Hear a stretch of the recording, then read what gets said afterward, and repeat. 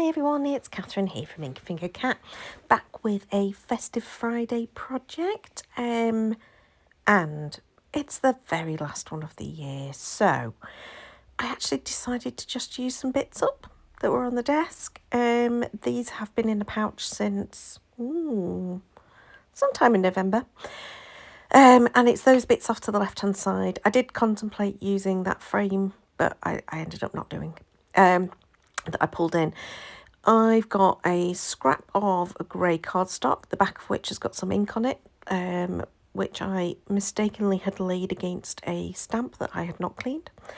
And I've just embossed that silver, sort of like, it's a half wreath that's from a magazine kit. And I'm just going to now, I'm doing it onto this grey cardstock, and I'm just going to add in a little bit of green to the leaves. I must admit, I kind of struggled with my visibility on this one. I think it's so shiny, I had to kind of keep picking it up just to see, is this a leaf or is it a squiggle? So a couple of them I actually, where they were squiggles, turned them into leaves just because I ended up painting a bit of green. It does fade back a bit, the colour, so it's not quite as dark as I perhaps wanted when it had dried, but I still really liked it. I then decided to grab the Gorgeous Grunge stamp that basically does splatter, and it's just a quick and easy way of splattering for when I'm heat embossing in particular. It's a really old stamp set, but I just love it. I don't think I'll ever get rid of that stamp set. It's something that I use quite often. Either this really fine splatter, or there is one which has got like more proper splatter. But then I also decided to add in the white splatter, so just use some gesso and my fan brush. Now, these bits and pieces that are they're left over from a project I did for the Martin's Mayhems challenge, the 30-day of Christmas card making challenge, and I got these parcels and these little sprigs left over. I did have a plan with them originally. I didn't end up using that. Sorry, there was a tag fell on the floor onto my desk from the shelf above it then. But yeah, I did have a plan, and then I kind of forgot about that plan and just went with how I felt like when I was crafting.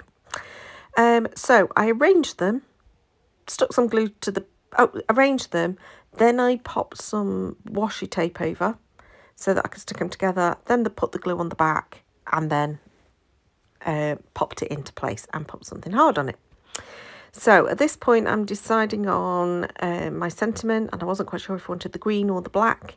I ended up with the green, but I just decided to stack them up so they were a little bit chunkier. And then I decided to add yet more of the white splatter.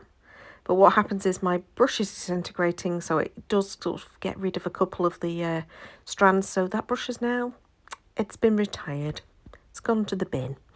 I have got more fan brushes, so I just need to use the other ones, and I need to take better care of my brushes.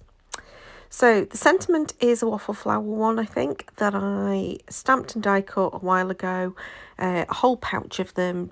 I think I did it as a technique video actually, so it might be up on my channel if you go and search how to do that. And I just use scraps of cardstock and do repeating stamping onto the dies in order to create myself some ready-made die cuts.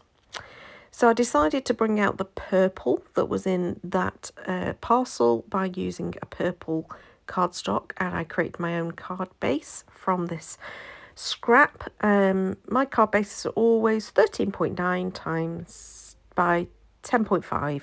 That's centimetres.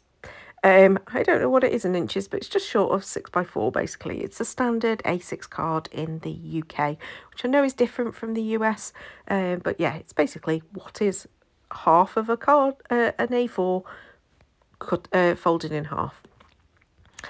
You can see here I'm using adhesive foam in order to raise up that panel, and that is Kingston Crafts adhesive foam.